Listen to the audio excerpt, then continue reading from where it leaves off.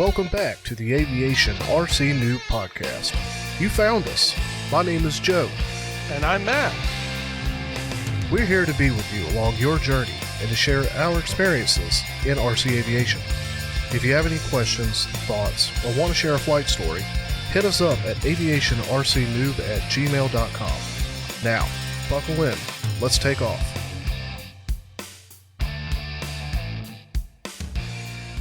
All right, and welcome back. This is episode 30, and Matthew, we did a thing. Yeah, we did a thing. What was that thing? We went to FliteFest. Heck yeah! Whoop whoop!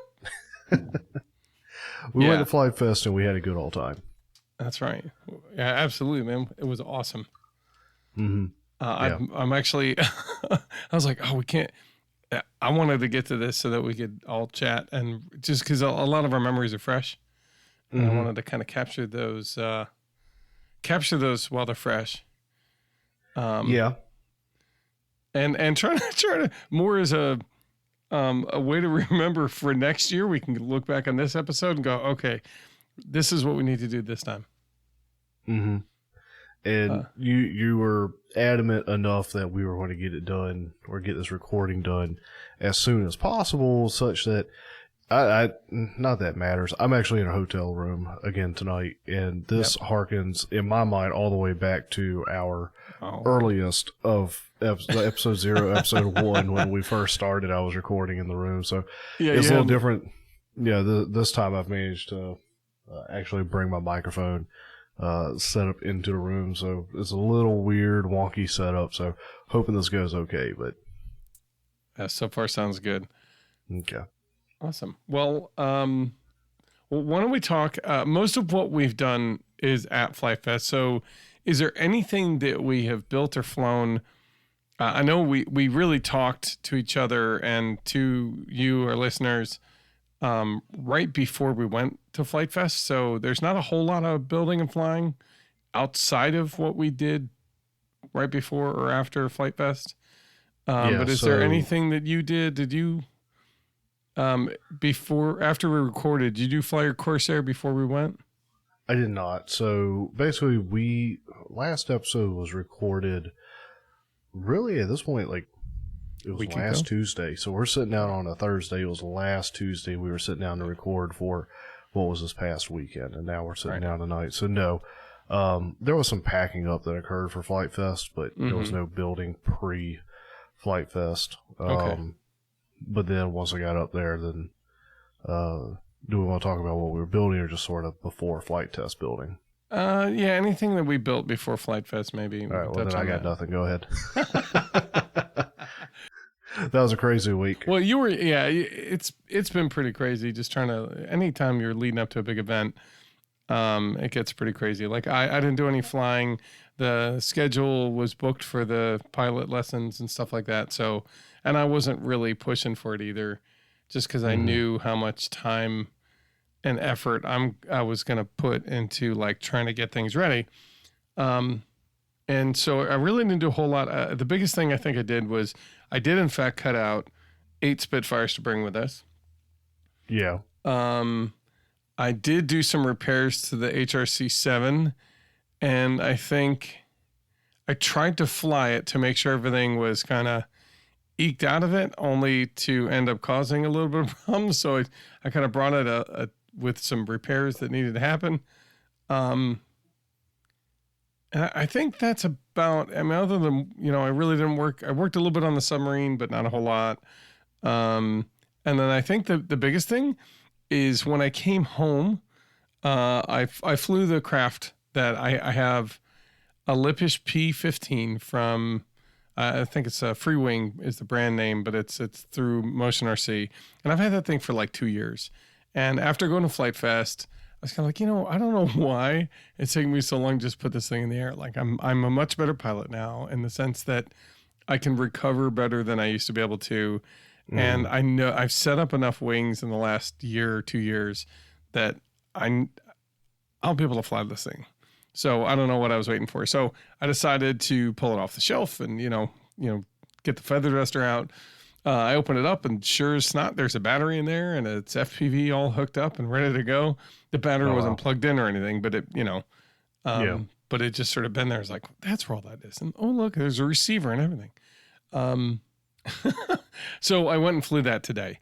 And I flew it. It was doing pretty good. And it looked like, I think my ailerons were a little bit off center, because when I did a loop, it started to kind of corkscrew more than actually looped. And so it did a couple squirrely things. I ended up kind of putting it down into the field way out there. And it took me probably about a half hour trying to locate exactly where it was, but I did find it, and it was in really good shape. Well, I mean, when it's way out there, if you're not online, you've got a bunch of distance to cover. And that hay, oh my gosh, the hay is like mid shin height. And it's, imagine like walking through a field of plastic straws that are angry at you. It kind of awful, really. And those were harvested like a month ago. But they're still out there, and they still hurt. Anyway, so I was out there and I searched for that, but I did find it. I don't think it really, I think one of the surfaces took a little bit of damage, and the ESC unplugged from the motor, which isn't a huge deal, but it explains why it couldn't just, it's an EDF, it's a 64 millimeter EDF. So I was going to kind of gun it just so I could hear it and be able to find it quicker. But because the ESC had unplugged, I wasn't able to hear anything. So, and it was a lot harder to locate it. I tend to get a good indication that that's occurred when I've got my transmitter, the Radio Master now. Turnkey didn't do it, but when the Radio Master, like if the ESC comes up or the battery comes unplugged or thing, like somehow the receiver's lost power, my transmitter will say, signal lost in one form or another. Generally, telemetry says it drops out first, but then eventually just say signal lost, receiver lost. Yeah. So I was using the Radio Link, the AT10, and that doesn't have any fancy voice stuff. The best thing I can do typically is, and I didn't think about it until after, was there is a little RSSI meter. And when you point it towards the direction you're playing, that meter's can be the highest. And as you rotate away, it'll drop. It'll go low. Would it be, though? Because doesn't your antenna do a like that donut field of effect? It does, but it'll generally tell you, it'll give you the outside range of where it's losing signal. And then if you put both hands out that way and then clap them together, that direction is where your plane is.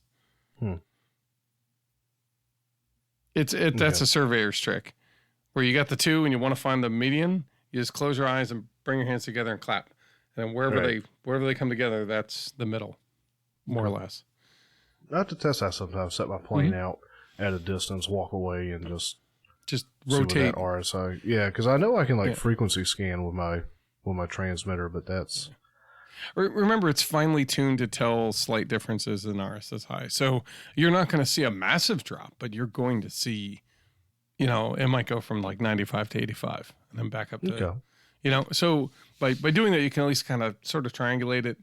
It certainly gets you a lot closer. You at least, and if you have no idea what direction, it'll at least get you pointed somewhere in the right direction. And as you get close, you can do that again. And if you passed it, you'll be able to tell that it's behind you and not in front. So it's useful, and I just didn't think about it until after. But fortunately, there was a guy who kind of pulled up behind me as I was flying. He was just watching. I've actually talked to him a couple times. His name's Alvin.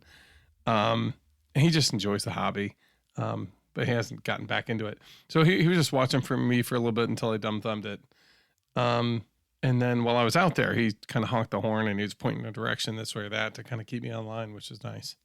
Very helpful. So anyway, I mean, other than those things, and we'll talk about the other build when we get to it after our discussion about FliteFest. Okay. So other than that, I mean, that's pretty much the building and flying stories that we have so far.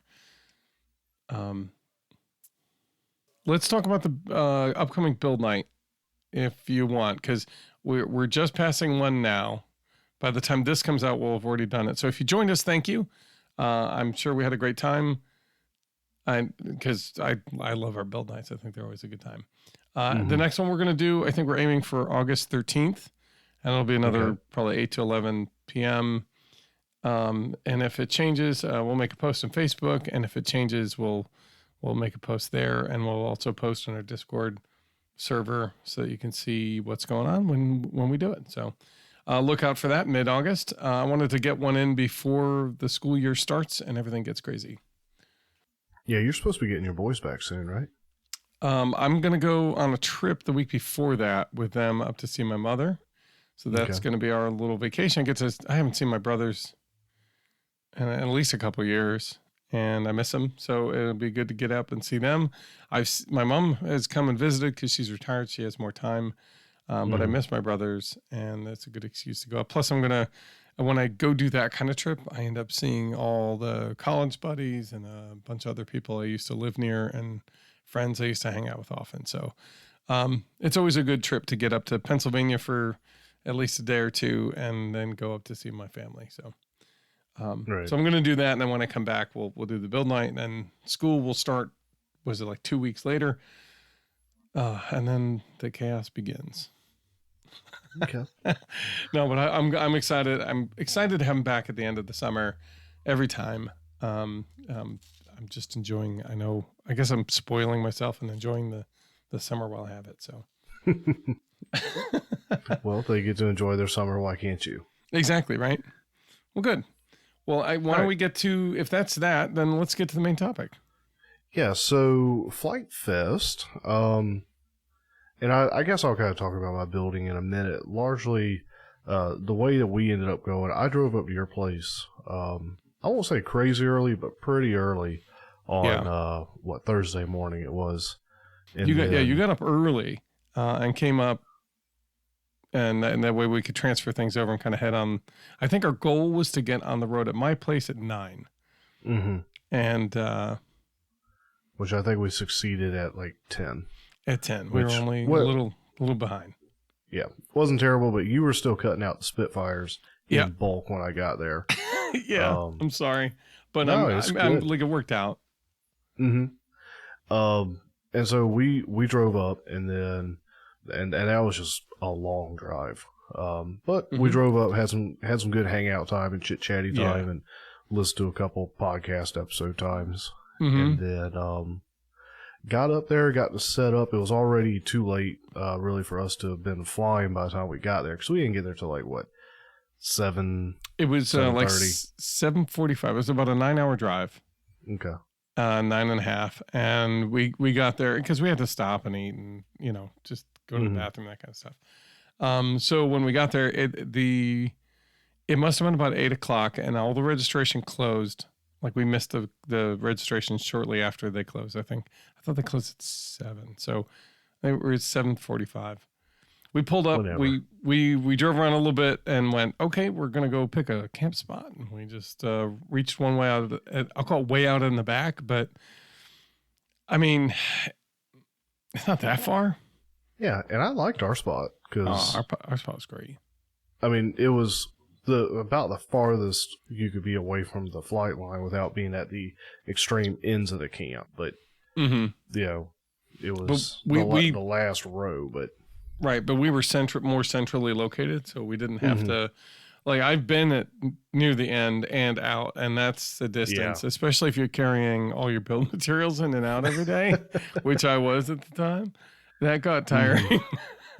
Yeah, and it would have also I feel for those that had to carry their stuff long distance, because there was a lot of rain that weekend, and we can kind of talk about that in a minute. But so we got there, we got set up, and we ended up setting up right. And I kind of want to shout out to our neighbors too, because they were hey they neighbors, were pretty decent guys. Yeah. Hey Tim, hey Dave. Yeah, Tim, Dave, Matt, Ethan, and Wade. I think Wade, yeah. And then there's a guy across the way was Alan. And then actually Jesse Perkins, who's Mr. Tiny Whoop, was in the tiny little tent that was stuck under the low pop-up. It was like catty corner to us. I didn't see him until we were leaving.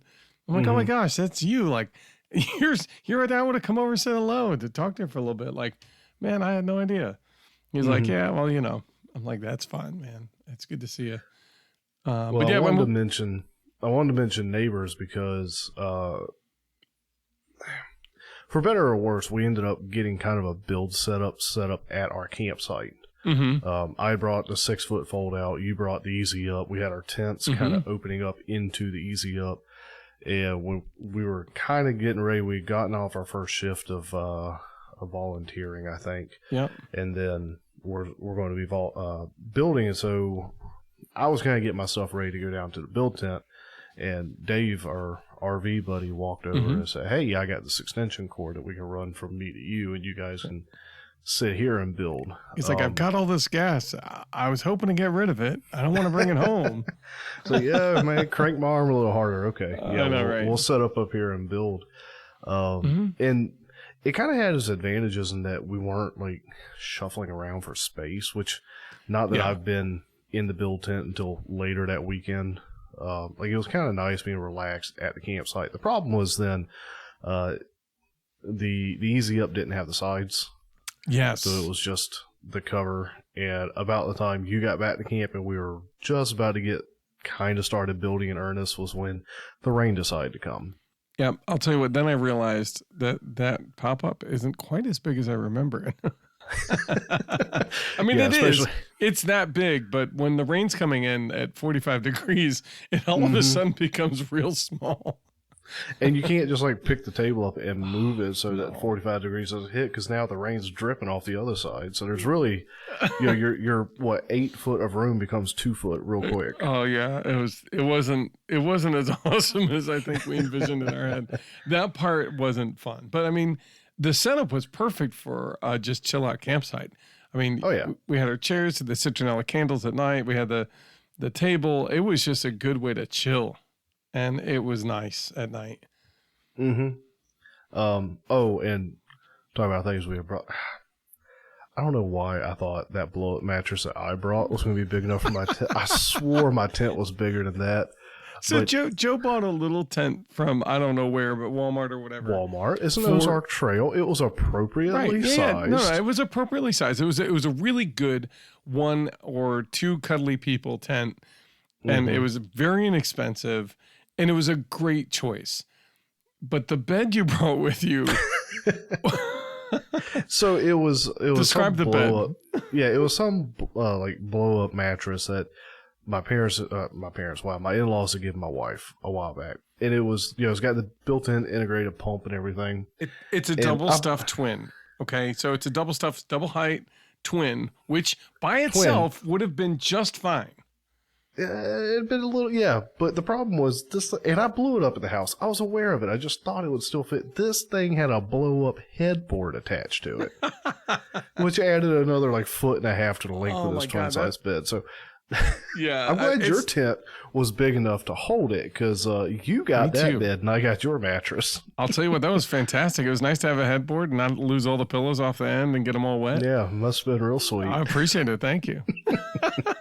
No, so basically we just switched out blow-up mattresses, because mine was a twin, but it was just a single height and stuff. So it gave you and no headboard. So it gave you the space you needed to be able to sleep comfortably.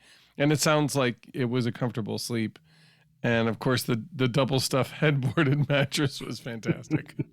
So thank you. Yeah. Anyway, unrelated, but only slightly. It's related. Because so half of the experience at FliteFest is how did you sleep? Did you sleep at all? And we're old. I'm 40. I just turned 46. So I'm old enough where I'm gonna be sleeping comfortable. I don't care what the heck's going on. I'm too old to just be sleeping on the ground. But I've talked to some of the younger kids who are there, and they're like, I've only slept like 3 hours. Like, yeah. Well, and I didn't sleep last night. I'm like, all right, well, sounds like you're having a great time. Keep doing it. Yeah. You're young enough, you can do it. Yeah, exactly. But I've learned that I no longer can do that kind of thing. So, I think we picked the right type of camping setup for us. We had sleeping bags, blankets, comfortable pillows, comfortable sleeping mattress. Yeah, and I tell you what, I want to offer, and I don't know, like during / after FliteFest, I saw a lot of pictures going up and a lot of videos or posts going up about whether people stayed dry or not. And you and I I was in Scouts for years. You're involved with the Scouts now, you know, with your boys, and you were a Scout when you were younger. I was, yeah. You know, so, and I grew up camping. So there's things that, and I don't know who knows what as far as those that got wet. What I can say is neither one of us, other than our soggy shoes from walking around in the mud all the time, like the inside of our tents didn't get wet. Yeah. So a little tidbit in that regard is not necessarily hobby related, but if you ever go out to FliteFest and you're in a tent, Scotch guard your tent. Yep. Which I thank you for bringing that Scotch guard, because I had completely forgot about Scotch guarding. But you brought Scotch guard. Yeah, by Scotch guard, they come in a pack of 2 if you want, and you use one before you go, if you think of it. And then when you get there, do one more. It can't hurt if it's not raining. And save a little bit extra for your shoes. You'll thank yourself. I should have thought of that. Yeah, I meant to, but by that point, I think our shoes were already soaked or not. So I didn't think to suggest to do that before we left. That would have been really smart of me. I'm sorry. True, but no, it's fine. My shoes are nothing but breathable material anyway. Like, I don't think there was any waterproofing those. That's just what they are. Oh, I mean, it's a hydroscopic material. So if it's the hydroscopic material on top of your breathables, it would likely keep most of the moisture out. It would at least minimize it. So anyway, but I think we did really good, like you said. I think we did really good at keeping dry, and we weren't like miserable going, oh my God, everything's wet. This sucks. I'm out.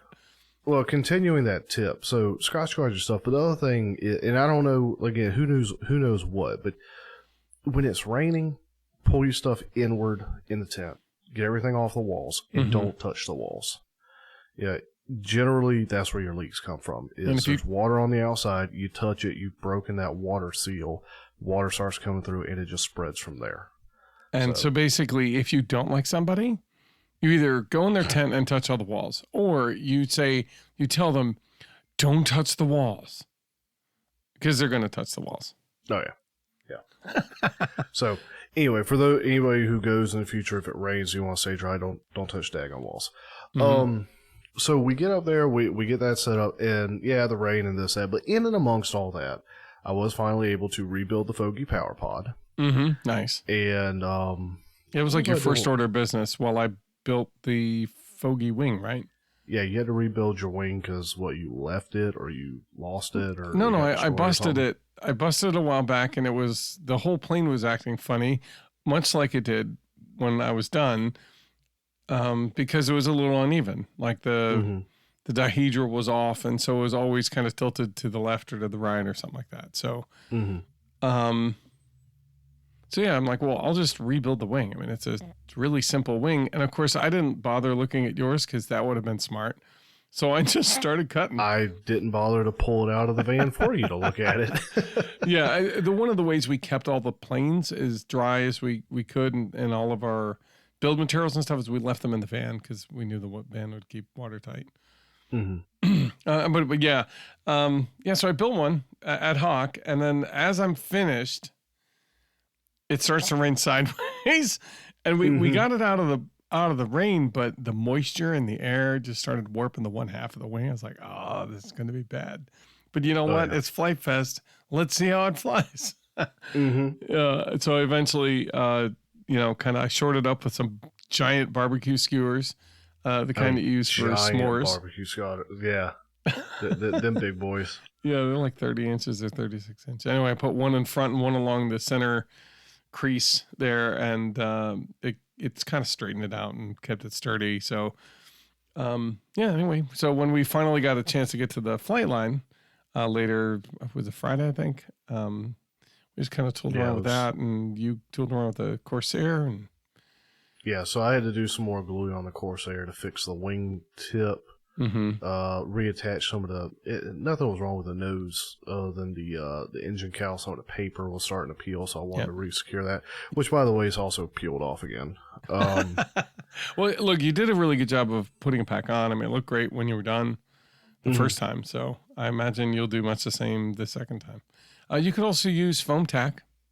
Maybe that might hold better. I don't know. Could, and I've got some. I just didn't throw it in my, because I found it when I got home. I do have a thing of it. I just don't have it in my build box. Okay. I guess consider that a tip for home, huh? Yeah. Nice. So I got the Corsair Ray airworthy again. Got the servos all glued back in because both my elevator and rudder servos come unglued. So got those glued back in and put it in the air. Got to fly it around a bit. Okay. I appreciate your kind words as far as how I was flying it. I was terrified of the daggone thing. Well, hold on. I want to cover. Let's pause for a second and just back up to the beginning of Friday, where we registered and did the build tent. So, or not the build tent, did the volunteering. So, what did you think about the registration process, Joe? I mean, you've been to other events. Not a ton of events, but I mean, registration was smooth. You just walk up and here's who I am. Yeah. And they look you up by your last name if you prepaid, and last name I think it was anyway. And here's a lanyard with an ID on it. Write your name and off you go. Mm-hmm. It was real easy to check in. Yeah, it was very easy. And then when we turned around and they're like, well, the volunteer tent is right there. So if you're going to go volunteer, why don't you go over there? And, they just kind of finished up their meeting. Why don't you, see what they're up to? So we walked over and I'm like, you're Eddie Black, who's the guy who was heading up the volunteers. Mm-hmm. And I said, I guess you're the guy we need to talk to. He's like, I'm the guy. What do you need? Eddie turned out to be a really cool guy. I liked him a lot. Yeah. Mm-hmm. Yeah, I didn't know much about him. I just knew that he was, a friend of FliteTest. So it turns out he's a friend of the families, and goes to Disney World kind of stuff with them. He's that. He's their buddy, which is awesome. Anyway, so after getting to know him a little bit, you figured out where you're like, well, what can I do to help? I'm here to volunteer. I didn't pre-sign up. I had signed up for the SEM tent, and I told him as much. And I said, they were that way. And he said, pointed me the way. I said, all right, cool. And then I'll see you later. Take care, Joe. And I'll see you later, Joe. And then as I'm leaving, a guy pulls up in the transport, and it's Kilroy 07. It's Tim, a buddy I've done. I mean, I think he joined me in the first Build Your Ray. Like, he was one of the first nut fools who started. He was like, 4 planes in 4 weeks. I'm in. And we bonded over that. And he's just an all around great guy. He ended up coming into town one day for work he was doing. And we got together and just kind of hung out. And so anyway, you got to meet him, which I was really excited about. He's one of my favorite people. Mm-hmm. And then, he said, you want to do this? Here you go. Here's the keys. Yeah. And this was transport or transportation. So there was 2 6-person golf cars that were driving around that would, basically ferry people in or out, sort of up to a certain point. We weren't driving the buggies all the way through the main tent area, where the main traffic was at. But we'd get them in from the day parking, and if they were heading back out, take them back out. Yeah.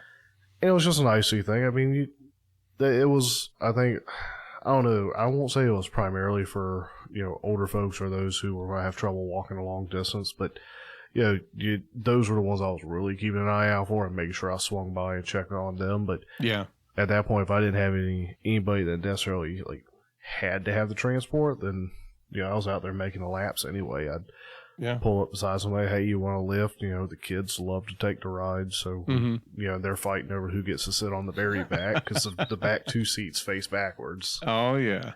Yeah. And, but yeah, volunteering was a little weird for me for the weekend because I didn't sign up beforehand. So I was the extra help. Sure. I didn't have scheduled shifts. So I went and volunteered anytime you were going to volunteer. During your schedule. And so I was just kind of trying to pick out what was available to do when, which fortunately 2 of the 3 shifts I was able to do transport. Nice.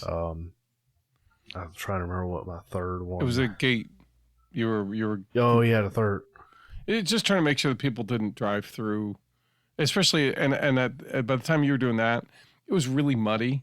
And what they were worried about is creating a bunch of big giant ruts in the Fury property that they would have to then come and hire a grader and reseed and resod and all that kind of stuff. It's like, if we can not do that, that'd be great. The Furies are generous enough to donate the use of their property for this event. And they have an airstrip. So he's a private pilot. He has an RV-10, I think. And he, that the middle of the event, there's a private airstrip there. And so we wanted to, once everybody realized, like, we're here trying to maintain the property for the owners so that they want us back next year. I think most people started to be very respectful, but you always have to kind of, remind people sometimes. So anyway, going backwards a bit. So I did manage to get the Corsair flying after I did that initial work on it. And then it landed, and I'm trying to remember at what point. I know at one point I landed on the tarmac and it slid like crazy. It was a nice smooth landing. And then I sent it up again, and I think I spiraled. Anyway, one of those flights I landed rough, and I remember which one it was. I don't want to talk about it because we kind of got in trouble over that one. But I ended up cracking the back half of the fuselage off, so that it had the fuselage was done in sections, and it had the formers at front and back, and so that kind of delaminated came apart. So the back half of the plane was kind of hanging off. I had to re-glue that, re-glue my servos again because my servos inside kept popping loose. So I gotta do some figuring on that. Yeah, that didn't make sense because we were looking at it. I mean, it does make. I mean, it happened. But just looking at like where the failure point was, I'm like, was it the foam? Was it the glue? Was it the connection from the glue to the? Because oftentimes the glue in the servo, the grease that's on the servo from the factory, if you don't clean it off, sometimes that creates an easy release point for the hot glue if you don't rough it up. But you roughed it up, and so I was just kind of looking at it, going like, I don't know what happened, but I mean, there's some solutions for it if you want to get to it, but. So, I mean, it's a combat plane, right? Like that's a fighter, the Corsair. It is. What about you throwing it up in the combat? Actually, before you tell me if you threw it up in a combat, when you first saw the first combat you could witness with your own eyes, what'd you think? Combat was awesome to watch, and the first one I watched, I think, was from the camp. It wasn't until like second or third combat that went on while we were there that I was able to watch it, up close, more from, I think, like the build tent area. I think we stepped out and got to watch it. Yeah. No, combat was nuts and chaos, and I think in that combat I got to watch was like 70 or 80 planes up in the air at one time, just demolition derby. It wasn't, streamer combat. No, it was just straight up smack each other out of the sky and see who can survive. And I was not, as much as I would have loved to, I was not going to put the Corsair in that because my father-in-law gave that Corsair. And I wasn't flying it well enough to be worth the time that I would have spent, like the short period I'd had it in the air before it either I crashed it or somebody else smacked me out of the air. I just wasn't going to put my plane up there to be destroyed. Not that one. So now do you understand the mantra, bring the friends you like and the planes you don't? I do. Or at least planes you're willing to sacrifice. That's it. Yeah. And that's what a lot of people say. Like if you're going, you're going to FliteFest, cool. Bring the friends you love and bring the planes you don't. So be okay. Be okay if they go. And that's in part kind of why at the last minute I decided, I'm going to grab the Spitfire. That good old trusty yellow and black Spitfire that's been around the block and back, hanging in a tree, came down, rebuilt a couple times. And and I'm so glad I brought it. But that was one of those things I'm like, if it dies at FliteFest, then it dies. And that'll be okay. Yeah. That'll be an epic ending to a plane that's done amazing stuff for our family. Not that I wanted it to go, but if it was gonna go, that's the way. Well, Okay. I can finish up the last touch of the Corsair stuff, and then I'll be done with with anything that I built or flew, and then you can kind of go through yours and then head into questions or whatever else you were wanting to do. Oh, then I'll just talk about why we got in trouble. Huh? I'll talk about why we got in trouble. And I'll talk about the Fogey flight that went with your Corsair flight.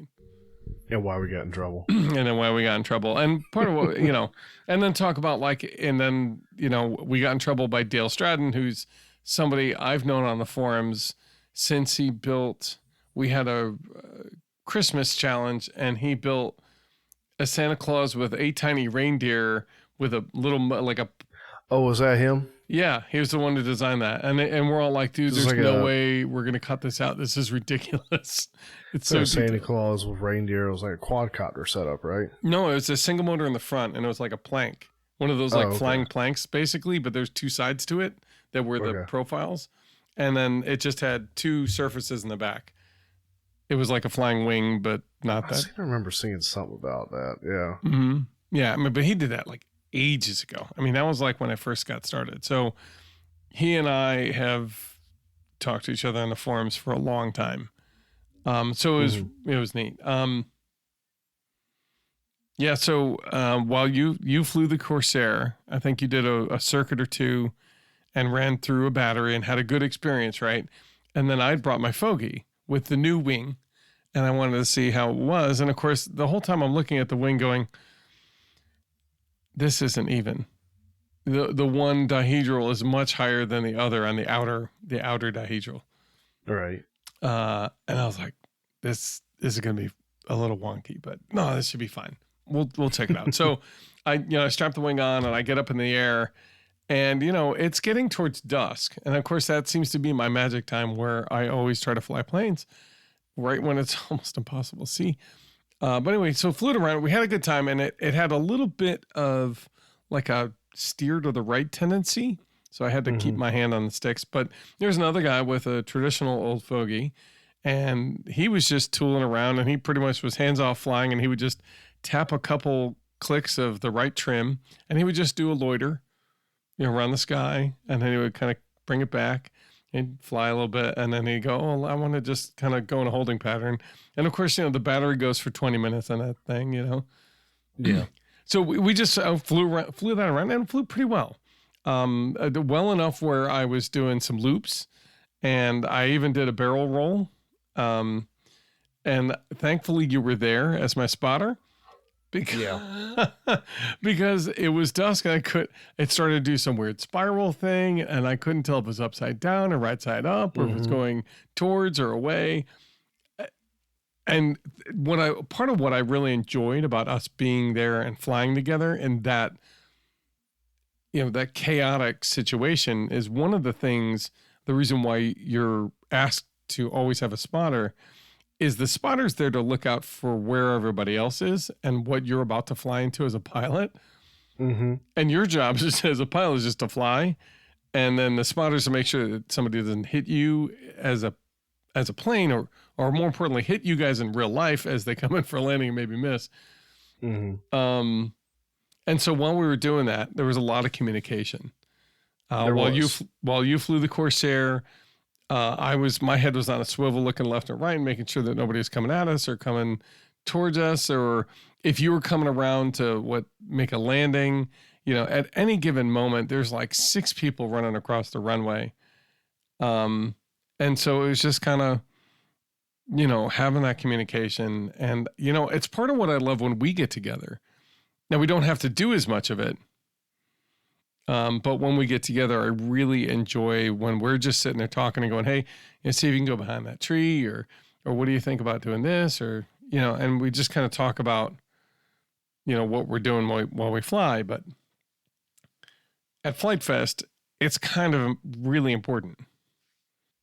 Yeah, the first real bit of like rapid chatter you and I had was when you lost orientation on your plane. On the Fogey, and so I was trying to communicate to you which direction your plane was facing and where you were going. So it was a lot of, you're coming this way, or you're going to the right, or you're facing away from it, you're flying away, you're going up, you're going down, like communicating, positions of the plane and facings to you, because you just completely lost. You knew where you saw the plane, but you had no idea which way you were facing. Right. Yeah. And the orientation was just really hard. It's something having to do with the background and how fast it was twisting around. And I don't know how you managed to see it, but I couldn't make heads or tails of some of it. And it's funny because you're telling me things. I'm like, I got it. Oh, that's good information. Oh, thanks for that. I'm like, oh, I got it now. I see that too. Okay, this is good. And they're like, nope, I lost it. Oh, okay, that's what it's doing. Okay, I hope you're telling me the right thing, Joe. I trust in you. We got it. And with that, I was able to bring it back to the flight line and eventually land it, which was excellent. Actually, I think that one, I landed right on that center thing that they have right in front of the stage at the tarmac. Yeah, I think you were bragging to me about that. No, I was just pure luck. Yeah, so spotting was an interesting experience because, you got to have that experience, but also like that chatter. So there was always that chatter of, you got people out in this direction, or you got people crossing the field, or, somebody's out in the field underneath where you're flying. So you're kind of keeping your pilot updated on that. But also, you were flying. So part of my job was to keep an eye out for others who were maybe hand launching or uncertain. So we had a fellow beside us that was more or less, he hadn't flown in such a long time. It might as well have been a maiden flight for his plane and him. And he was kind of struggling to get his plane up in the air, and he finally got it, but then at one point was trying to come in for a landing and lost control of it, or lost orientation, something, the way that you do sometimes, and ended up cutting the throttle because he was flying kind of over the where the pilots and all their spotters were at this point. So he ended up kind of swinging out around that, and he just kind of cut the throttle, was trying to bring it back around, and that's when we heard people hollering, oh, there's a plane over the pilots, and look over, and there it is, and it's coming at us, and you're trying to fly your plane, but you took your eyes off the plane to put eyes on this thing that might have been coming at us. And once I saw it and realized, oh, he's on a landing glide, I was like, all right, fly your plane, I've got you. Right, which I believed you, but I was, based on how much other commotion there was, I was like, I think I should be worried about this. But I did take my eyes off. Now, you take your eyes off of a plane a sky filled with 40 planes, you look back, unless your plane is really remarkable, it's going to be hard to find that plane. Yeah. Thankfully, I was able to kind of recover its location pretty quickly, but by that point, I needed help recovering it from whatever it was doing at the time, which you were very helpful and helped me get back. So it was cool. Yeah, the main thing with that plane was that he was coming for a landing. He throttled down, and once I realized that was the guy beside us, that he had throttled down, and then he was trying to just bring it in for landing without destroying it. It wasn't really, it didn't have enough momentum to reach us. It was far enough away, but even if it had, my thing was like, all right, fly your plane. If there's going to be a problem, I will grab you and physically move you. But yours is still up in the air. Yeah. Yours is more dangerous than his at this point. Yeah, I guess. Yeah. And then I know we both kind of felt out our planes and felt good about it. So I think, I'm trying to remember if you put your plane up, and then I'm like, are you good? And you're like, yeah, I'm good. I'm like, are you sure? Do you need a spotter or anything? You're like, no, I'll probably be okay. And I'm like, well, you all right if I flood the fogey? Well, yeah. So that's going back several minutes that was our first flight. And that was the one we kind of got, quote unquote, got in trouble for, because we did both fly beside each other. I was flying the Corsair, you were flying the Fogey, and that's when you said Dan was his name. Yeah, Dale Stratton. Dale. I stepped over. It was he goes. If you're on the forums, he goes by Local Fiend, and he's done a number of really remarkable projects. And yeah, he just kind of stepped over and said, basically, so which one of y'all spotting who? Because you're both in the air. I was like, oh, all right, yeah. Let me bring the Corsair down. I'll spot for you, Matt. Yeah, and he goes, well, I'll spot for both. I'll spot you as we go, but yeah, you should have a spotter. And you know, we both kind of were like, yeah, we knew that. Yeah, we were getting greedy. Not a being a good steward at the moment. No, So. but it ended up everything worked out all right, and he absolutely had, and it wasn't jerky about us needing spotters. He just made sure we got our planes back down safely. Never reminded us, hey, you know, make sure you have you're spotting for each other, or at least grab a spotter. Yeah, which is easy enough to do. There's always a bunch of spectators that are kind of watching anyway, and if you need a spotter, you just kind of before you head up to the line, be like, hey, I need a spotter. Can you come with me? And just make sure that something doesn't hit me. You know, and you know, most people are pretty happy to do that. So. Speaking of almost hitting people, real quick, just if I had something to say to other pilots that were out there, it would be just because you know you're good enough to kind of fly at the people flying and then pull up last minute and peel away, don't do it.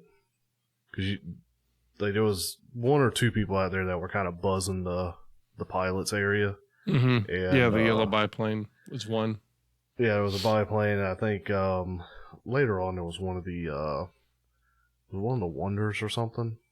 I don't know. Yeah, I think so. But yeah, and I mean it's a maneuverable plane, and I understand like if you are a good pilot, it's a very reliable plane when it's built well. And so you really could fly it exactly how you want it every single time and never have to worry about it. However, there's so many new people on the flight line. There's so many kids who, you know, this may be their third plane or their fourth flight, and they're barely kind of keeping it together. I can't, you know, as another pilot who can't see who's flying what, you really just have no idea if that plane's actually going to do smart, controlled, aggressive maneuvers, or are they going to be that noob who's going, oh my God, my plane, I don't know what to do with it. Right. And not knowing to cut the throttle. Like if you're in trouble, you cut the throttle, you do your best to bring it down. And that's like the second lesson you learn, short of taking, you know, how to take off. But you don't know. You don't know because you can't see. You know, at a home field, there's like 6 spots. So there's only 6 people. You can go, who's flying that thing? Right. In FliteFest, there's almost like a 200 or 300 foot long line that any number of people can line up to. And you can't even see, if not even hear, the people that might be flying the plane that's coming past you. Mm-hmm. And the main thing I'm saying there is just be courteous. You know, stay away from the pilots. Yeah, if it swings in accidentally, but you know, there was a couple times there were some planes that came over the pilot area that were intentionally there. You know, and you might be skilled enough, but you were making me nervous. Exactly. Because I don't know if you're skilled enough. Yeah, and that's just something to keep in mind. If you're going and you're skilled, do your skilled stuff away from the pilot line. Easy enough. See, I volunteered at the STEM tents, and you know, one of the things I really enjoyed about, I guess, volunteering and being there at the STEM tents is every single session was full. They were basically building all the easy kits, easy mini, little whatever they were. Usually, you get them in a pack of 3, and for each of those couple hours, they would build one. Right. There were so many little, like, young kids. We're talking anywhere between 4 and like 13. There were families, sisters and brothers and all sorts of stuff of all different age ranges, but mostly really it's some very young. And the only down part about that was that when they were done, they couldn't fly because it was raining. Yeah. It ended up raining a good bit that weekend. Unfortunately, it did. I mean, the good news is most of that rain actually pushed off to the north about halfway through the weekend. So it left for like a decent Saturday afternoon and Sunday. Yeah. And most of Saturday was okay. So that was pretty nice because it was projected that it was going to rain like cats and dogs all weekend there. So, yeah. So I mean, being in the STEM tents was really cool. It was really neat to see so many families engaging in this hobby, so many young kids getting started in the hobby, and really excited about it. So that was really, really cool to see. I'm glad I volunteered for that tent. I made a lot of, I'll call it STEM connections.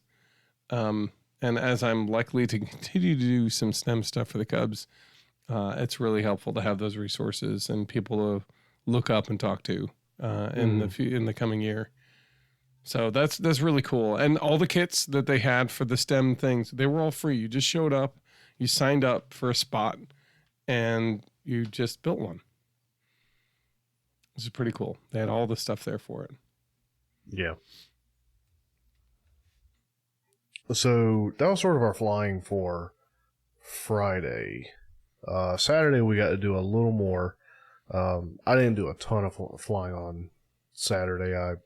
We took the Corsair, and we took my Corsair, your Spitfire, your Prandtl D down to the flying field. And we actually got Dave, our RV neighbor, to come down with us. And I got to fly the Corsair a little bit there. Before we went down earlier that day, I put the landing gear on the Corsair. Yeah, we stopped in the build tents. And in part, I kind of pushed you to do it because I know the kind of chaos that the build tent is, because that was my first volunteer shift at FliteFest like 3 years ago. However, it's quite a different experience than what you might expect if you've never been to see one. So we needed to go and get a little bit of table just so that you could finish up, repair the Corsair from the day before and put the gear on like we talked about. Yeah. So I know you did that, and it turned out really good. Like that, that landing gear looked great. I'm pleased with it. I'm just not really good at taking off or landing on landing gear yet, so it's going to take some. It's going to take some practice. It does. It will, and it does. Although I think once you get the hang of it, I think you're going to really enjoy it. Well, that and bend the wires. I've done it. Bent the wires forward so that the wheels were slightly in front of center of gravity instead of directly under center of gravity. Yeah, which caused the plane just to nose over immediately. Yeah. So one of the things, a tip I think I saw once was that if you want to find out the CG, figure out where the wheels are, and the back edge of the wheel, that's probably about where the CG is, or the front, depending if it's a tricycle gear or a tail dragger. And that's like, if you want to figure out CG, that's roughly where it's going to be. Look at an existing plane and where the wheels are, and that's pretty much where you're going to get it. So it was a good idea to move the landing gear up when you finally came to that. Mm-hmm. Good. So, I got the landing gear on it, did a landing gear takeoff, and got it up in the air, which was just a full throttle go. Just punch it and go. There was no roll up because we were at the grass section. We weren't even at the tarmac at this point. And rough landing popped the servo. Oh yeah, it went out of control. It did this little corkscrew thing. I'm thinking that I must have servo pop loose, because when I picked it up, that was an issue. Was that servos had popped loose? Didn't know if it happened during a crash or what. And nice thing about people up at FliteFest, especially having the build tents right there, is you encourage me, hey, step in there, ask a guy, and I did. And hey, can I borrow somebody's hot gun and your glue gun? And here all of a sudden there's a hot glue gun in my hand, and all right, let me glue this real quick, and there you go. Thanks again. There's like 100 hot glue guns in there with like 100 people building like mad, and they're like, wait, you mean you can't fly? You need glue? We got glue here. Yeah, like, here you go. Get in the air. And I did. I went back out and got in the air and flew around a little bit more, and then you had some good flights there. Yeah, and then dumped it again or something, and both the servos inside the fuselage, the rudder and aileron rudder and elevator popped again. I delaminated part of the wings, like my wings kind of coming unglued at this point, and I kind of cracked right there at the back of the engine cowl up beside the fuselage. Like it was a rough landing, that one. Yeah. Yeah. And I'm sorry to see that. But it's repairable. It is. It's just going to take some time. But then you got to fly your Spitfire after that, because I kind of parked Corsair, and that was my flying done for the weekend. Mm-hmm. Yeah. And so I'm like, well, let me fly the Spitfire and just run a battery through it. And I ran the battery through it, and I'm like, oh, it's behaving. It's behaving really good. Like I expect it will be, but Mm-hmm. you never really know. It had a pretty long travel in the back of that van, rustling around with all the other planes. I'm like, we'll see. Well, you were a little squirrely on the front end, but you found out that was because your rudder was doing weird things with your high-low rates. That's right. When it was on high rates, it would tick like 3 degrees to the left or something like that. And if it was mid rates, it was dead even in the middle, and low rates were dead even in the middle. I'm like, well, what the heck? I'm like, you know what? I'm just not even going to bother with high rates. I don't need them anyway. Spitfire is plenty agile with just mid rates. That's usually what I fly on anyway. So I'm like, forget it. I'll just not even bother. I don't have the time or the patience to deal with figuring out what's happening inside the transmitter, because it's almost entirely in the transmitter, I'm certain. Oh, it's absolutely in the transmitter. Yeah, and I'm like, I'm not gonna futz with this. Let's go fly. So I put it up in the air and I flew it around. I think I put in like half flaps, because the flaps were working great, which is wonderful. And I realized, like, I don't know what was going on, but I'm like, I got a lot of maneuverability. This is pretty cool. So I'm tooling around and I'm chasing a couple people, and I think I ended up like clipping a quadcopter and sending him back to whoever was flying him, because I took a quick turn. He was sort of following me, and I went. Yeah, he wasn't ready for it. What I was trying to do was scoot around him and come up behind him. I don't know, just like a kind of a quick fighter maneuver or something like that, and we had a little bit of fun, and I was like, oh, this is great. And then the battery started to sag. I'm like, all right, let me bring it in. So I brought it in. And then I had, before we started that, I texted Patrick Sean Murphy, who the FliteTest community guest. They were the people who interviewed Red Jensen the first time I had heard about him. And that was when they were hot and heavy in the Prandtl D wing project. And Patrick was like really interested, like I am, about the whole thing. And so when I saw him the day before, when we started doing the volunteer thing, we got to talk about the Prandtl D. He's like, you didn't bring it, did you? I'm like, what do you mean? I brought both of them. He's like, what do you mean you brought two? So we went back later after that, and we started talking over the campsite. I got his number, and I told him, I said, when I'm going to go fly this, I'm going to call you. So I texted him, and by the time I was done with the Spitfire, they had come down, and it was actually Dale Stratton. It was Patrick, and it was a guy, Zephyr One, who's Mr. Rodenberger. He's built a lot of really interesting things on the forum too, and we've like high-fived and encouraged each other in some of the crazy builds. I think it was like the fantasy build challenge that was on a couple of years ago. Anyway, so they were all sitting there, and I'm looking at the plane, and I'm plugging in the battery, and my receiver's not lighting up. I'm like, oh, it's not binding. Maybe I need to bind it. What's the protocol? And I'm sitting there kind of going through this, and then I'm like, no, that's not binding either. Let me switch it out. And I switched it out, and I'm like, oh, I know what it is. This is an Opto ESC. It's one meant for quadcopters that the receiver power comes from the flight board.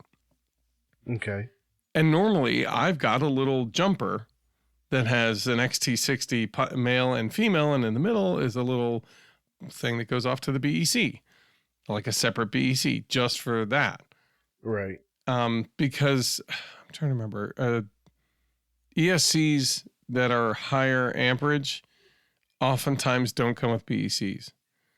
And it was a lot harder or more expensive to find one with a BEC than it was to just order an Opto and have an extra BEC for $5 and just make the jumper. Well, anyway, the jumper is somewhere else.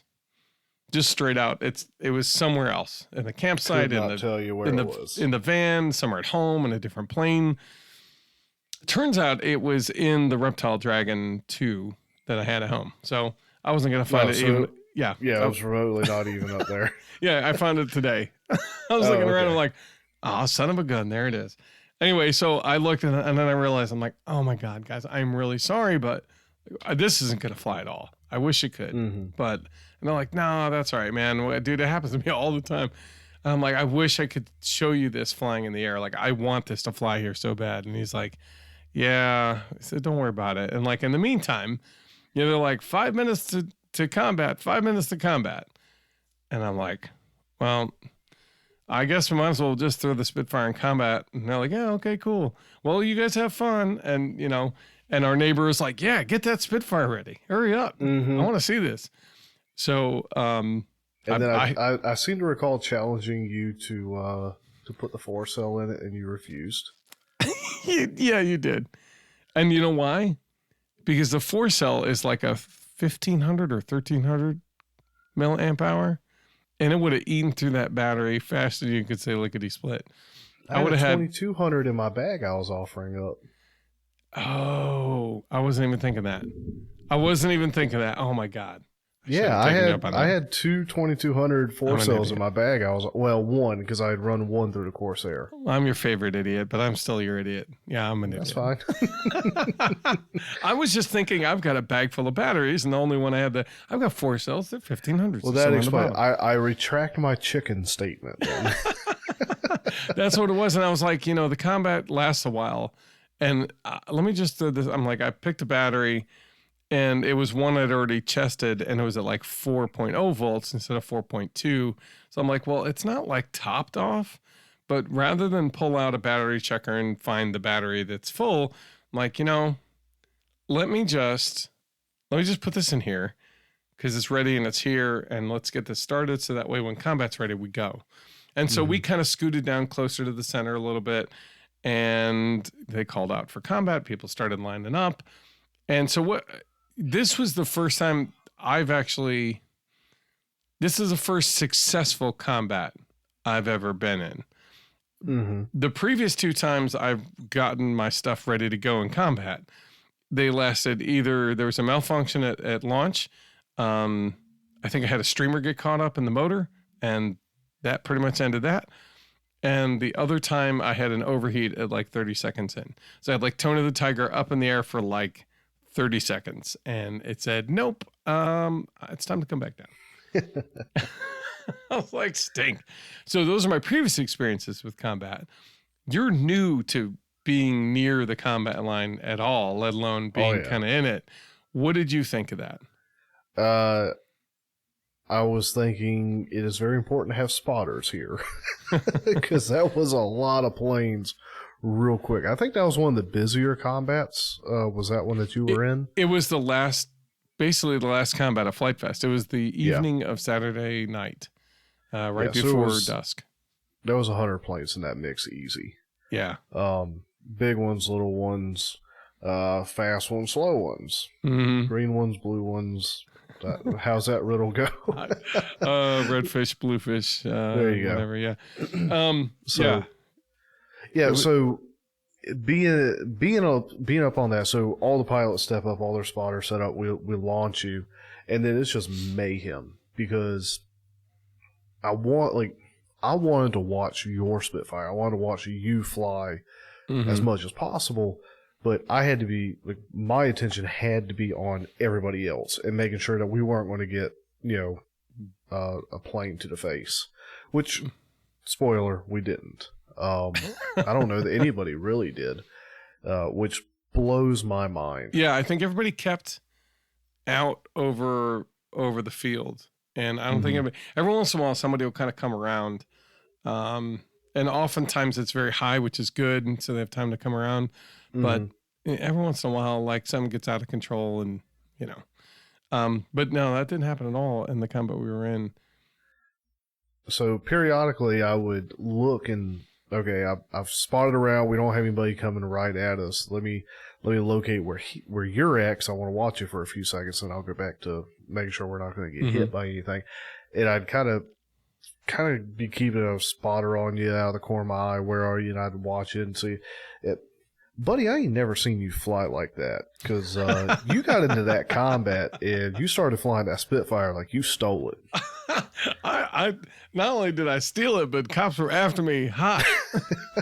I've never. Now I've seen you fly rough when you're not really trying. I've seen you fly well when you're trying and you're focused, but I've never seen you do that. And I mean, you were rolling and whipping, and I've seen you do what the Endelmans before. But I mean, you were doing the Endelmans coming out and going into Immelmans. Yeah, like you were just up there and doing stuff, and it was a pleasure to watch, honestly.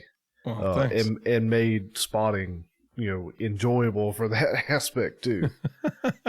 Well, that's awesome. I'm glad. I don't know what possessed me. I think some of it had to do with there was something to chase. And there was something like at first I started, I'm like, let me just do circuits just through the swarm. Right. And see if I hit something. Yeah. Yeah. Maybe I'll hit something. I mean, that's probably, I have as better a bet just going through it than I would be chasing something. So I did that and I went in and then I literally did like a 90-degree turn and went up. And then I did like a hammerhead, which you kind of roll to the one side and come back down nose first. And I zipped through the pack vertically downward and then kicked that tail down and went sideways. I did a couple of those and I'm like, I'm not hitting anybody. Like, you know what? Let me just see about following somebody. So I started chasing people. And all of a sudden, I was flying. I had full flaps. And I must have had the CG just dead perfect because that was boogieing. It was doing exactly everything I wanted to do as I wanted to do it. I was using rudder in coordination with whatever I was doing with the ailerons and elevators to just get things done. There's a couple turns I was making. And I'm like, it's not quite making it. Bam, I'd kick the rudder and it would just pop around that turn real tight like. And then I would bring it around and just follow the next person around, and it was just so much fun. I couldn't believe that I was able to and I was under control the whole time. Like I didn't feel like, oh no, what's going on? It was doing everything I wanted it to do the way I wanted it to happen. I still didn't hit a darn thing. No. Not at all. But that also means you didn't lose the Spitfire, and it gets to live another day. It does get to live another day. So it survived FliteFest combat. Right. I ran out of battery, and I slowly brought it to the ground. Yep, because at the end of it, the guy that was calling the combat wanted everybody to fly up and then full throttle nose into the ground. Yeah, so I'm glad you ran out of juice. I probably would have done it, too. I probably would have done it. Just because. One of those guys full on committed. He went way up and just 100% throttle straight direct into the ground. It hit and it stuck. Yeah, just straight smack. I mean, he probably had to get a shovel to dig that one out. But just hearing and seeing, I mean, you could tell when somebody got somebody real good, like they were flying alongside their target and just kind of strafed them because you'd hear that prop hit and just chewing them up. As it went over. So it wasn't this real hard thwack. It was just this grinding, ripping sound as they flew past. And then you kind of see somebody's battery falling through the air or something as the plane just... And then you would always see, every once in a while, there'd be a head-on. And it was like two people smacked two big pieces of foam board together real hard. And they're like, whop. And you're like, oh. And then, of course, the whole crowd would be like, oh. Yeah, the crowd reactions were enjoyable to listen to. Nice. It was fun. And then there was the inevitable, there's always one, if not two, somebody who'd bring a nut ball, like a maybe 200% circle, basically. That's maybe like 2 or 3 feet in diameter. And then they would just have it hover right in the middle. Just waiting for somebody to run into them. Yeah, it was that orange nut ball in every combat I watched. Just hanging out in the middle, waiting. That's funny. It's funny. And there was a lot of really neat planes. There's a couple. Why don't we talk about some of the remarkable builds that we saw? Because those are usually built.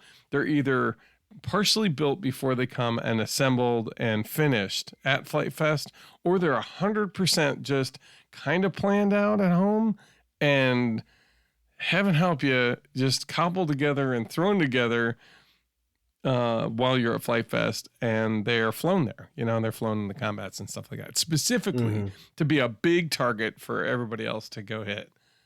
What did you see? Well, I saw basically it was foam board, but it looked like somebody just cut a 3x3 sheet of plywood, slapped a vertical stab on it, and put elevons on the back and 2 motors on the front. Okay, like a big pizza box.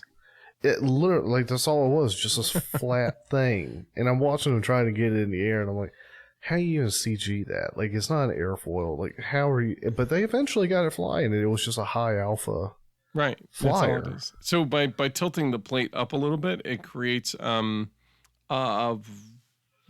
void or pocket of air, much like the Klein-Fogelman wing does, and it ends up creating the airfoil shape with airflow, and thereby creating lift.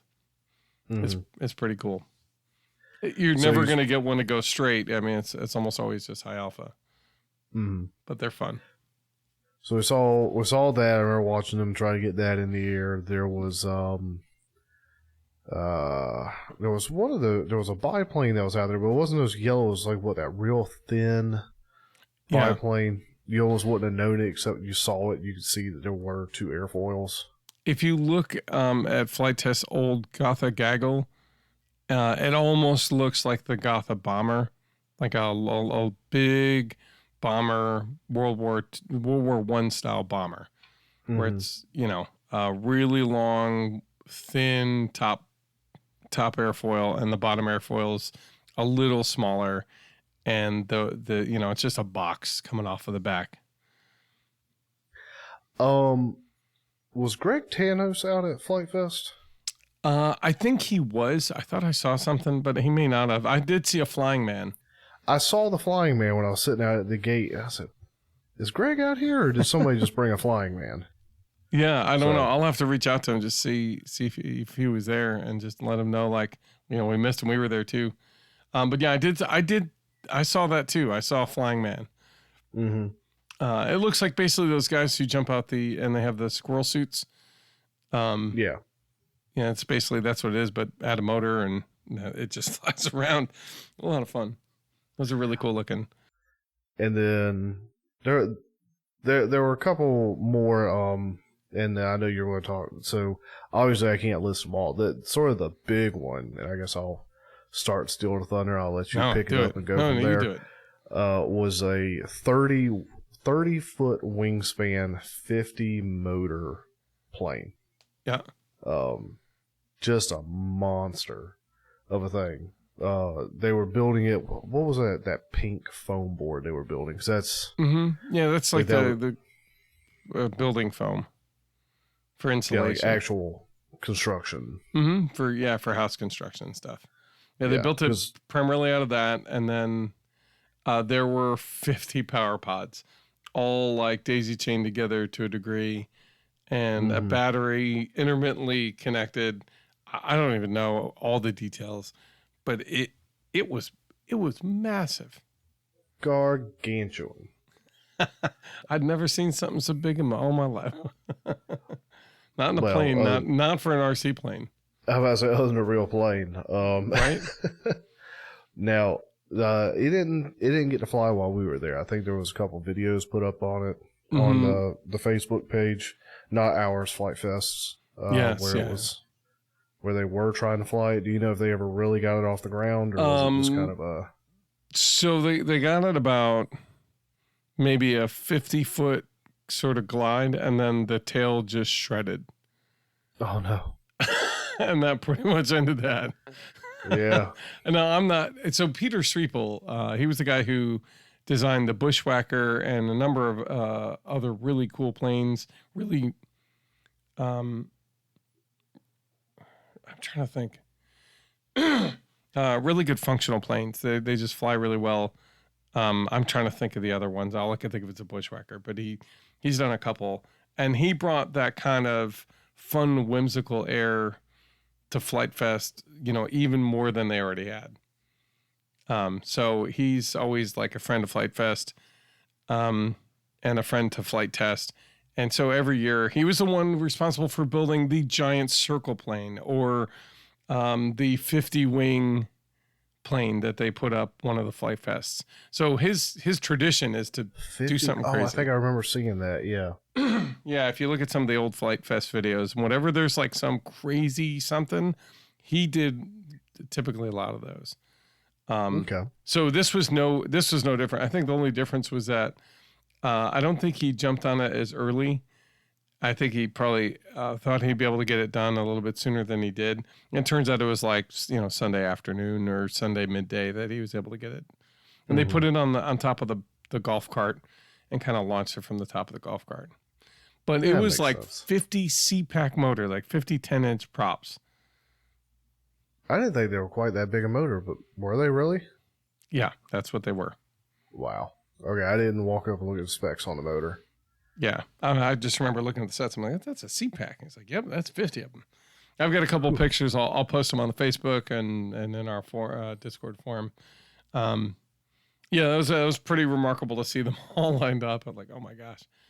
Yeah, just the coordination of all those spinning motors. Mm-hmm. Some guy who built the 10-inch propped Spruce Goose on the forums. It was like a 13-foot wingspan, which makes sense. He basically doubled the size of the one that I built. Or more the other way, like I've half-sized the one that he, as far as estimating. So he ended up taking probably a number of those things, and he made a 12-engine Dornier boat plane, seaplane. And it basically has like a bar of motors on the top of the wing that sits up like a motor pod, like mounted atop the wing itself. And it had 12. I think at some point or another we were doing something, and I looked over and I saw it take off. And you would have thought with 12 motors, 6 pushing and 6 pulling, that even if it's a CPAC with a slow fly prop, I would think like it'd go fast. They made an awful lot of angry bee noises, and it just sort of puttered along.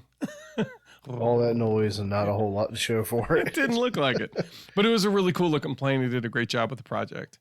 That was one I saw. Another one, when we were doing the repairs in the build tent, I'd look behind us, and one of the things I've always kind of thought, there's a group of kids who put together a triangle plane. They built the fuselage was a triangle. Okay. And the wing spar was 3 triangles kind of nestled together, and then the form of the wing was kind of built over top of it. But the main spar were just 3 triangles kind of glued together. And they had, this was probably a good 10 foot on both dimensions. So it was really long, and the wing was pretty long as well. And the only thing and then it came down to a little point that was a CPAC motor. So it was like a little tiny 10-inch prop on a plane that was, 10 or 12 feet.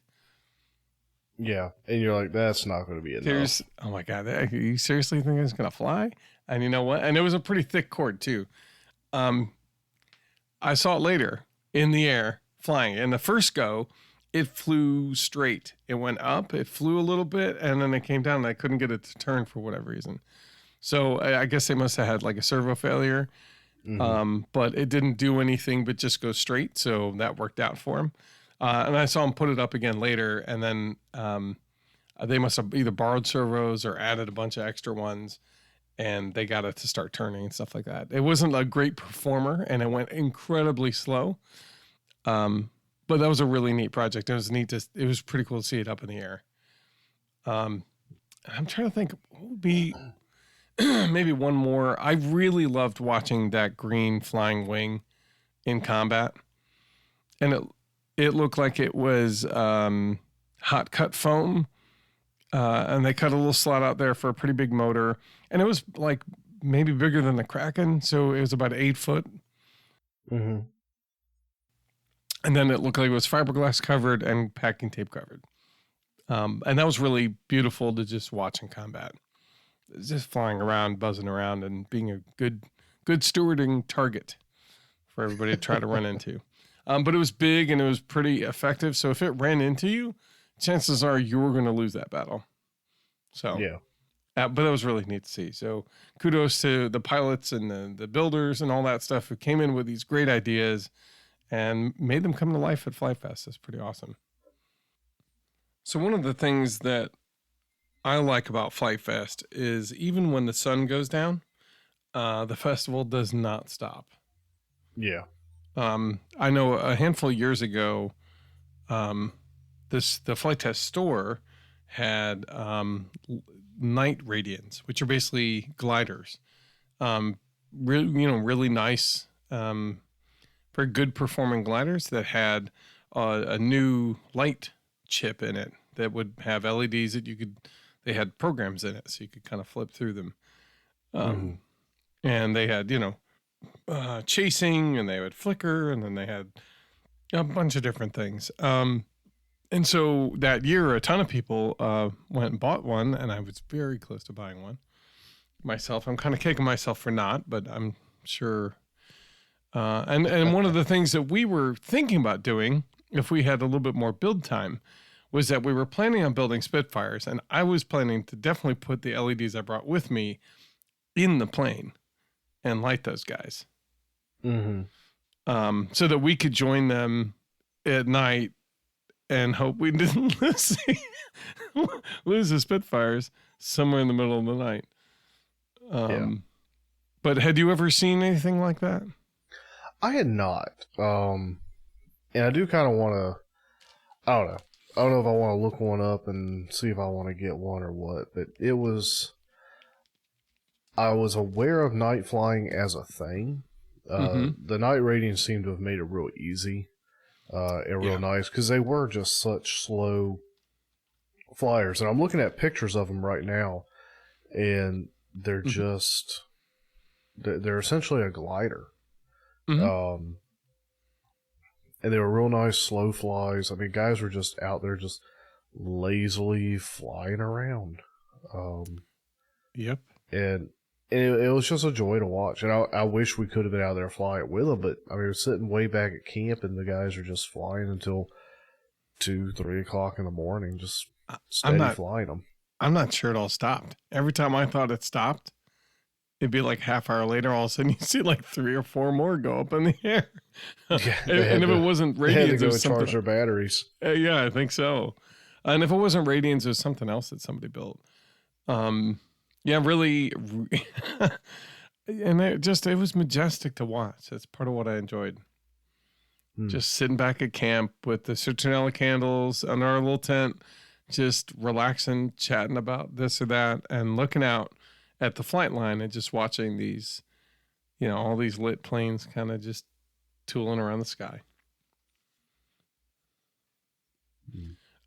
I know we also went down every night at FliteFest. The main central tent gets lit up like crazy, and they do tiny whoop races. Yeah, Jesse Perkins comes out and he sets up a whole tiny whoop racetrack with a handful of lit gates and a bunch of really cool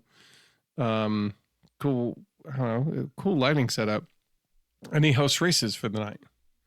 And real quick, because even until recently, tiny whoop was not a term I was super familiar with. Sure. You want me to tell you what it is? Yeah, that's what I was asking. Sorry. Okay. Sorry. Okay, so tiny whoop is basically like typically a brushed motor with a control board and a little camera, and they typically are ducted. They end up being a ducted fan. They usually have a 70 millimeter to 80 millimeter blade, and it's a little tiny quadcopter. It weighs maybe 50 grams. It's got a tiny battery, and it's just for running around in your house and having a good old time. When you came over the one time and I had it on the porch and I was just tooling around the yard through the smoke, that's essentially a tiny whoop. It's a different brand, and I think that one's not quite the same kind of specs, but it's very similar. So yeah, just basically a bunch of indoor racing little quads for indoor racing stuff. So he basically sets a bunch of, like a track with a bunch of gates up inside that tent, and they do races and they have fun. Right? He's been there for years. Yeah. And we got to go down Saturday night it was, and kind of catch the last 20, 30 minutes of that before they kind of close that up for the weekend. Mm-hmm. Yeah, I wanted you to see, I mean, you'd seen the tent all lit up, but it's just neat to kind of see that kind of stuff goes on. If over the year, you and I kind of get into it a little bit, where we buy, I think I've got one, I think it's still functioning. If you end up doing something similar and just tooling around your house with it and start getting good with it, just bring it to FliteFest and do that. Nobody's expecting anybody to be amazing. As you recall, it seemed like one or two of those guys even just finished the race. And it's just fun. It's just a good excuse to get out with your tiny whoop and hang out with a bunch of people who do the same. Yeah. Good way to use your FPV equipment too. Oh yeah. I almost wish I had brought the goggles down just so I could tune into somebody. I know. I thought about it after that. Like when we got there, I'm like, oh, we should have brought the darn goggles. We could have both been watching. Darn it. But yeah, that was neat. I mean, he had a screen with the feeds. I think he picked up on 4 different feeds. We were just not sitting at the right spot to be able to watch that. Yeah, I saw that after the fact, and I was like, oh, well, that would have been nice too. Oh well. But yeah, I mean, it was just a neat way to kind of chill out at the end of the day and watch something fun. That was good. I mean, there's always, and that's what I think I like about it. It's set up to be, enjoy the festival at your pace. You can go full tilt all day long, not sleep, and go, go, go. You can go all day, just chill. And at night, just kick back, relax, and enjoy people flying. Or you could be one of those people just chilling at the flight line and flying for a while. You could just fly your butt off the whole time you're there. And in the process, one of the cool parts about it, and I think this is primarily the reason for FliteFest, is as you're doing all this stuff, you're meeting people who are like-minded, who enjoy FliteFest, RC hobby, aviation, and you're going to meet friends. You're going to meet people you've never met before from all over the place, from all walks of life, but you all have one thing in common at least. And I was telling you, like, you can't meet a bad person there. Like, you meet nothing but friends when you go to FliteFest. Yeah, I don't think I met the first rude person up there. No. And just near our camping site, we met at least 5 new friends. And in the STEM tent, I think I ended up meeting about 5 or 6 new friends, families mostly. Introduced, we had our shirts on. And we introduced a handful of people to the podcast. I mean, hopefully they start listening if they remember to take a picture. And I don't know, just kind of, I know, Jason Kennedy, who's on our forums, here in Discord. Yep. He's really active and he's in the build nights very often. He was out there and we both ended up catching up with him for at least a little bit. So it's nice to be able to meet him. Yeah, and nice to meet him in person and talk to him for a little bit. I had managed to catch up with him in the STEM tent, so he and his daughter were having a good old time doing that stuff, and then I just sort of followed him home like a puppy dog.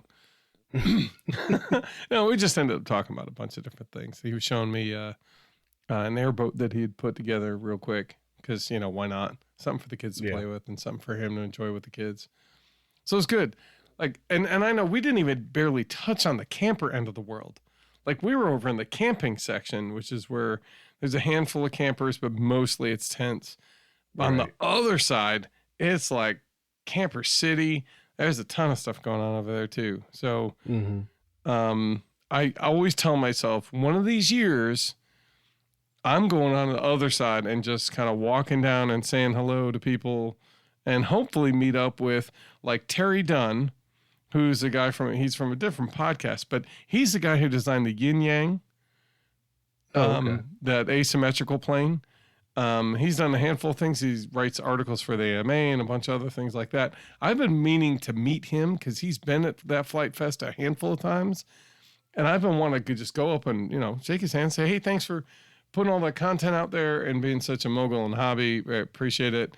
I want to pick your brain so bad about the design of the yin yang, that kind of stuff. And I'm sure it would be a great time. But I can never remember to set aside time to go down to the camper section and just roam around and introduce myself and say, hey, because and I know some of the guys from the old FTCC podcast, as well as Eddie Black and all of their families and all that stuff were all set up down there. And, and I mean, if you're active on the forums, like half the people that are there are on the forums. And you may not recognize them until they're like, oh, I'm so-and-so on the forums. And you're like, you're that guy. I talk to you a ton. Well, you had to point out Spawns to me, Dan Spawns, who's here in the Discord. But, so I was able to walk up to him and say, hey, and actually finally put a face to.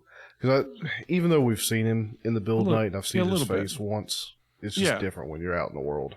Yeah, it's a different thing, right? Just like, we've seen Jason a handful of times, but meeting him out in the wild, like you say, it's like, hey, they're that guy. Meeting up with Tim again. Again, there's a handful of people that you've seen and met. I have over the years of attending FliteFest and seeing them in the forums. Like it's a good excuse to meet a bunch of people you don't get to see often. I mean, half of these guys are from somewhere across the Midwest or Wisconsin, or they're places I'll be lucky if I find, lucky if I go to. So, but it was good to meet up with everybody. So I'm not going to shout you out by name, but if I met you, this is a big shout out to you if you're listening. Just broad spectrum right there. Broad spectrum. Well, I guess that brings us back to, our trip home at that point. Unless there's something you want to add. No. Yeah, I know we're kind of wanting to briefly talk about some wrap up after this. I mean, the trip home, I got to drive a little bit, doing some heavy traffic, but it was just the drive home, really. It's pretty uneventful in general. It still took a lot of time. We got home at like 10, and then I know you had like another 2.5 hours to get home from my house. So I know you got back pretty late, but you got back safe, which was nice. So what would you say big takeaways from this? What did we learn? And what would you already said, like, this is what we're going to do next time, which is exciting. That means you enjoyed it and you're looking forward to going back. Yeah. So there was a few takeaways I got. One of them was we were listening to RC After Hours, I think it was, on the way up. And Andre Rousseau. And Andre said, and I'll grab this out of from him, which was, flight test is going to be what you make of it. It'll be what you want it to be. And the first time I rolled up and was woefully unprepared for whatever I wanted to do. I wanted to fly. I didn't have any planes capable of flying. I wanted to build. I got to build a little bit, but it was raining. Didn't have the site set up right. Needed to actually be down to build tent. I wanted to potentially do the night flying, but didn't have a night flyer. Wanted to do combat. Didn't have a combat plane to be able to put up there. So really my takeaway is all the things that I want to do this time or I want to do next time is going to be to have it ready next time. So you and I have already kind of talked, like, for if I get to go again next year, I want to have at least 2 Spitfires built and ready to fly. Or built and have flown so I know they're ready to go. And then those will be my combat planes. And then I'm going to want 1 or 2 planes that fly really well that are just, hey, let's go fly, let's put them up in the air, let's have some fun with it. And then, maybe have a plane that I want to build, but maybe not have so much that I would like to do and just kind of zero in on just a couple things, because there was so much I wanted to build, I wanted to fly, I kind of wanted to combat, I want to do it all. get to. Yeah, I wanted to volunteer, I wanted this, I wanted that, and what I found was that I spent a whole lot of time wanting to do stuff and not a whole lot of time actually doing stuff, other than hanging out, talking with you, talking with Dave, our neighbor. Like I got to talk with people and have a good time. And some of that was the rain. The rain was kind of inconvenient in that regard, largely because of how our build was set up. Mm-hmm.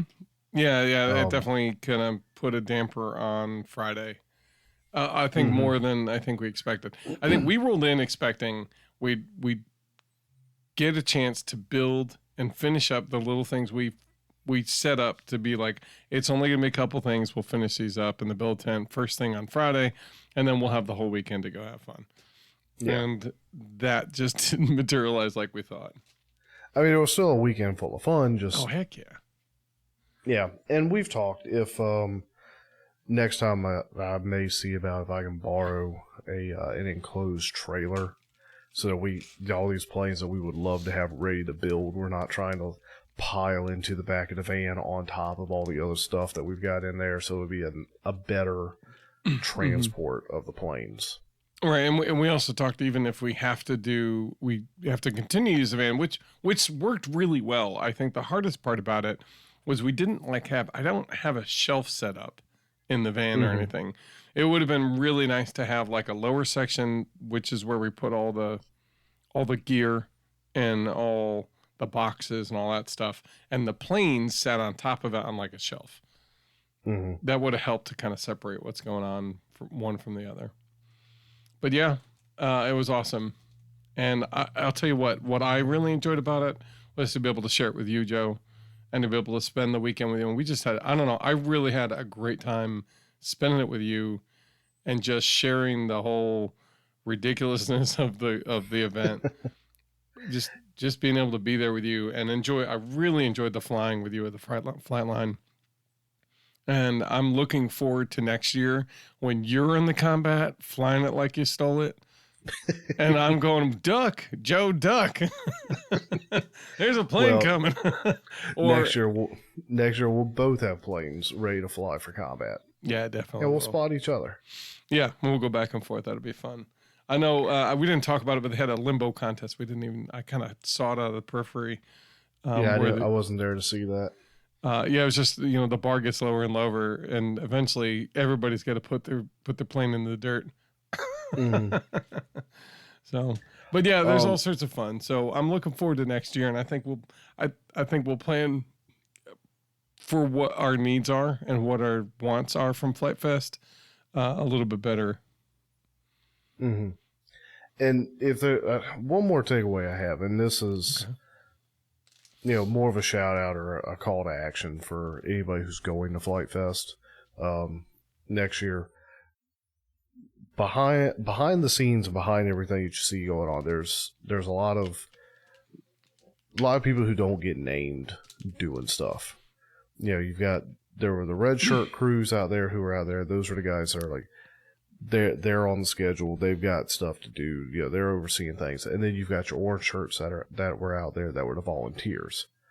And it takes a lot of bodies to make some of that stuff happen. You got people on the flight line that are overseeing and making sure things are going safe out there. You got your transport people. You got, first aid stations. You've got STEM tents. You got build tents where people are staffed. There's a lot going on. As well as setup, too. I mean, if you want to get up there early, like, they need help setting the whole setup. It's just a field most of the year. So set up and tear down and set up. I mean, once setup was done, when we rolled up, it looked like a proper place. Yeah, it did. Yeah, they did a great job. What I'm ultimately getting at there is, and I know that this was an off year for them, as far as like people go in and do it, but in that the event went well, and I only know about it because I overheard it mentioned in that they were short volunteers, and they were short quite a few volunteers. Yeah. The red shirts were picking up a lot of slack. Yeah. And they were killing it. Yeah, and then the volunteers that were volunteering, a lot of them were just really putting in the work to make sure that the event went smooth. So there's a lot of people that don't ever get mentioned that do that volunteer or do that work. And if you're going to Flight Fest next year, consider signing up to volunteer, because it's every other person or every extra person that can sign up, even to do a shift or do a couple things. Doesn't have to be hard, doesn't have to be terrible. I mean, part of my volunteering was driving around a golf cart to pick people up from their vehicles and bring them in. I got to talk to people and enjoy seeing them and communicate with them. Like, there's stuff you can do that you'll enjoy, but it helps out and it helps the event go smoothly. It's a couple hours of your time, and then you're off into the rest of your weekend again. Yeah. So consider volunteering. Please do. Did you enjoy your volunteer experience? I did. Is it something you'd consider doing again? Hopefully it won't be raining quite so bad next time, because I was like trudging through the rain. Yeah. Doing some stuff, but we'll make sure that you have waterproof footwear. Yeah, definitely. Yeah, that was my fault, 100%. That's okay. Now you know. Now you definitely know. Because everybody says, like, it always rains at least one day at FliteFest. Mm-hmm. Always.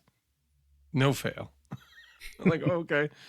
Well, good. I guess that kind of brings us to the end. Maybe we talk a minute about what we have on our workbench, and then we'll close it out.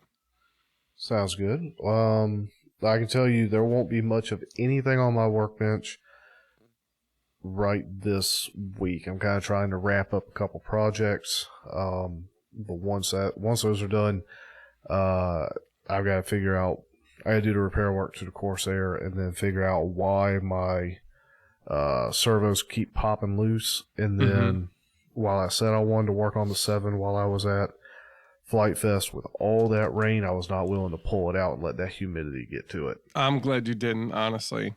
I think the final, like, I brought my 7 and it was falling apart in the rain. Just in general, the moisture was just reactivating the adhesive, which was getting just enough where it started to want to come apart. And I was like, oh man.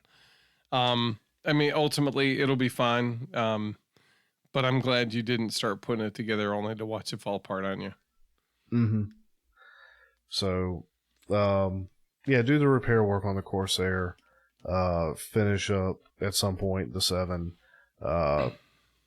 eventually get back to finishing covering and building the Depron wing, so I can one day put that in the air. Oh, that'd be fun. I think you'll like it. Honestly, I think you'll really much like it. That wing's a fun wing. Well, like I said, I'm kind of hoping in the next little bit I get these couple projects I've been on wrapped up. I'll have some more build time on the regular. Yeah, you're making good headway on those, so I'm excited to see.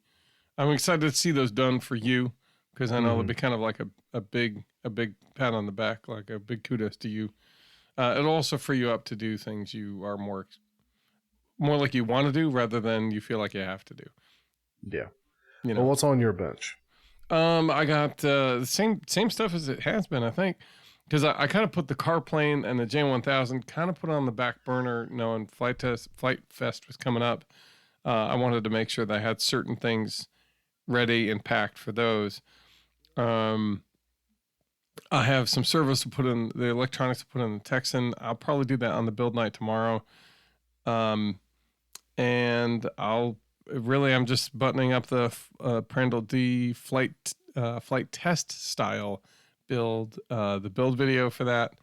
And it's made in flight. I'll probably be doing that this weekend, honestly.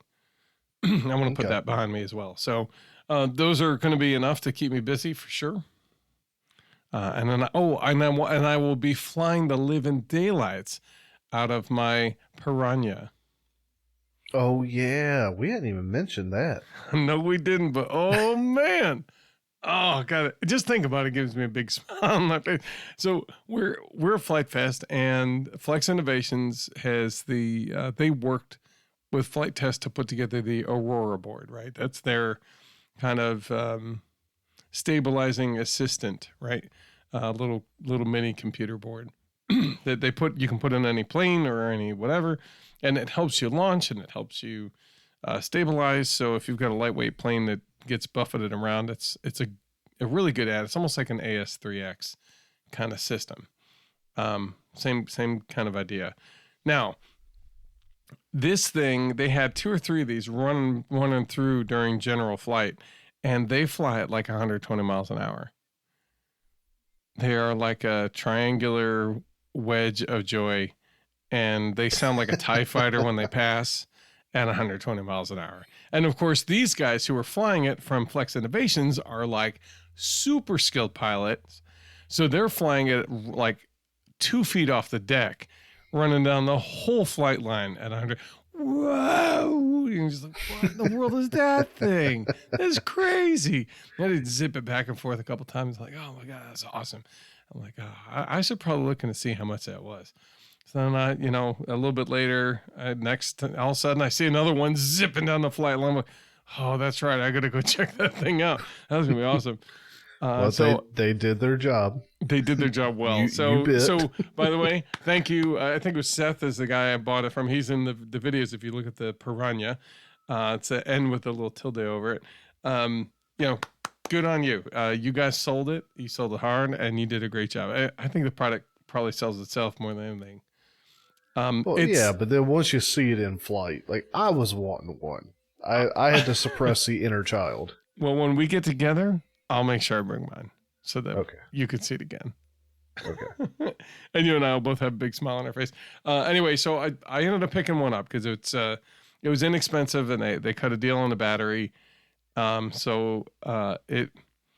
took it home and I built it the other day and I flew it yesterday and I flew it today. It does everything. I'll tell you what, the launch assistant is probably the second most exciting part about it. The exciting is the noise it makes as it zooms past 120 miles an hour. Wow. Just a TIE fighter going by. That's just so awesome. And the sound carries for so far. Yeah. It's making noise. Oh man, it just makes me giddy just thinking about it. All right, I'll try to stop, but I won't. Anyway, we'll link. I made a small video. You can look at their video on the website. They go to the product page, but I'll link to my video that I made just the other day, and maybe you can see why I just have a grin even just thinking about it. Mm-hmm. It'll be in the show notes. I think with that pretty much be flying the daylights. That'll wrap everything up. Well, as always, thank you everybody for tuning in and listening again. Hopefully you have enjoyed listening to this conversation as much as Matthew and I enjoyed being at FliteFest. Awesome. As always, if you have any questions, thoughts, feel free to reach out to us. You can email us, Matthew at aviationrcnoob or Joe at aviationrcnoob.com, or you can reach us both at aviationrcnoob@gmail.com. Let us know if there's anything you want us to be talking about. Matthew and I have some ideas coming up, but if there's anything in particular you want us to talk about or to cover, let us know, because if you want to hear about it, chances are somebody else wants to hear about it too. Absolutely. And, we want to make sure that this continues to be beneficial for you guys. So if you got something you want to hear about, reach out, let us know. Also, I was going to say also, if you can, if you think somebody will enjoy listening to us, let them know about us. I like to think we do a pretty good job of getting the word about our podcast out, but really the best way is word of mouth. If you think somebody would enjoy our podcast, invite them to listen. Help them find us. Absolutely. All right. Well, anything else, Matthew? No, that's it. All right, guys. Well, we're going to get on out of here. We will see y'all next time. All right. Later.